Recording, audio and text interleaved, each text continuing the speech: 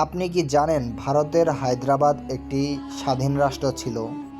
1947 সালে দেশভাগের সময় এই দেশীয় রাজ্যগুলোর মাঝে তিনটা পথ ছিল।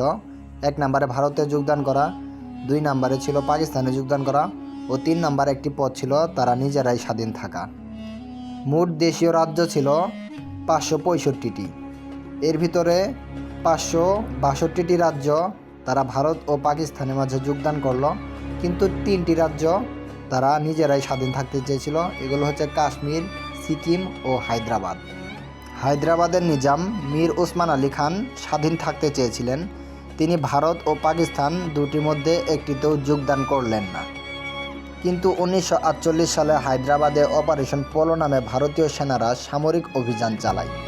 মাত্র 5 দিনের যুদ্ধ শেষে 17 সেপ্টেম্বর 1948 সালে হায়দ্রাবাদ আত্মসমর্পণ করে।